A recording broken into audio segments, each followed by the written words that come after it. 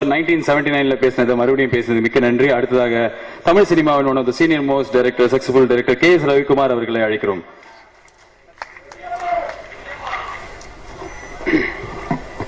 அனைவருக்கும் வணக்கம். Senior most டைரக்டர்லாம் சொல்லி காமெடி பண்ணிட்டாரு. மற்றவங்க எல்லாருக்கும் இங்க வந்தவங்க எல்லாருக்கும் எவ்வளவு சந்தோஷமா இருக்கு, அந்த அளவு அதை விட அதிகமான சந்தோஷமா ஒரு மனுஷன் நான் இங்க நிக்கிறேன். அது இல்லாம ஆச்சரியமாவும் இருக்கு. அது அங்க இருக்கிற ஒருத்தர் இங்க உட்கார வச்சா எவ்வளவு சந்தோஷப்படுவாங்களோ, அந்த ரசிகர்கள ஒருத்தரா இருந்தவங்க இங்க உட்கார வச்சா எவ்வளவு சந்தோஷப்படுவாங்களோ, அதுதான் இப்ப நான் நினைச்சு பாக்குறேன். ஏன்னா அந்த அலங்கார தியேட்டர்ல அந்த ஃபர்ஸ்ட் டே ஃபர்ஸ்ட் ஷோக்கும் அதுக்கப்புறம் ஒரு 3 தடவை அந்த பழைய தியேட்டர்லயும், அதுக்கப்புறம் காமதேனில் வரும்போது, கபாலியில வரும்போது, செகண்ட் ரன் தேர்ட் ரன் திருவண்ணாமலைக்கு போகும்போது, இந்த மாதிரி அந்த படத்தை நிறைய தடவை பார்த்திருக்கேன். அன்னைக்கு நான் உங்கள மாதிரி ஒரு உலக நாயகனின் ஒரு சாதாரண ரசிகன், அவ்வளவுதான்.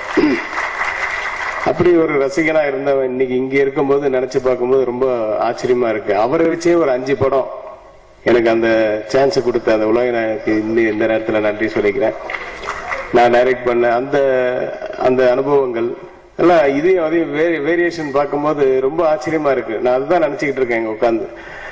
அப்புறமா சின்ன வயசுல இருந்து கண்ணாலமா, தாமரை நெஞ்சம், அனுபவராஜா அனுபவி, இந்த காலகட்டத்தில இருந்து அதுக்கப்புறம் அவளோட தொடர்கதை, அபூர்வ ராகங்கள், அப்படின்னு பாலச்சந்தர் சாரோட மிக தீவிர ஃபேன் நான். ஆனா அவருடைய ப்ரொடக்ஷன்லயே எனக்கு ஒரு படம் கொடுப்பாரு அப்படின்னு நான் நினைச்சே பார்க்கல. சோ அந்த ஒரு ப்ரொடியூசருக்கு ஒரு டைரக்ஷன் பண்றதுக்கு சான்ஸ் கிடைச்சது. சோ அந்த 2 வேரியேஷன் பாக்குறேன். ஏன்னா இப்போ 34 வருஷம் கழிச்சு அந்த படம் மறுபடியும் ரீ ரிலீஸ் ஆகுது, அது ட்ரெய்லர் லான்ச் ஆகுது. இதெல்லாம் நினைச்சு பார்க்க முடியாத ஒரு அனுபவம். என் வாழ்நாள்ல இந்த மாதிரி அனுபவம்லாம் டெஃபினட்டா குறிச்சு வச்சுக்கணும் என்னுடைய டைரியில.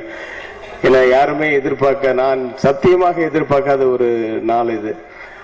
அது மட்டும் இல்ல, அப்புறம் அதுல நடிச்ச செகண்ட் ஹீரோவா நடிச்ச ஒரு ரஜினி சாரை வச்சு 2 படம் 3 படம், அதுல நடிச்ச ஹீரோயின் வச்சு கூட நான் டைரக்ட் பண்ணிட்டேன். எம்எஸ்வி சார் கிட்ட மட்டும் நான் என்னோட டைரக்ஷன்ல ஒர்க் பண்ண முடியல, பட் அசிஸ்டன்ட் டைரக்டரா 2 படம் ஒர்க் பண்ணேன் அவரோட. சோ இதெல்லாம் நினைச்சு பார்க்கும்போது எல்லாரையும் விட நான் ரொம்ப பாக்கியசாலி. முக்கியமா ராஜ் டிவிக்கு இதே கமல் சாரை வச்சு நான் ஒரு படம் தயாரிச்சு அதை ராஜ் டிவிக்கு கொடுத்துருக்கேன். சோ அவங்களோட ஒன்னோட ப்ரொடியூசர் வரேன் நான். சோ இந்த வேரியேஷன்ஸ் எல்லாம் நினைச்சு பார்க்கும்போது எனக்கு ஆச்சரியமாவும் ரொம்ப சந்தோஷமாவும் பெருமையாவும் இருக்கு.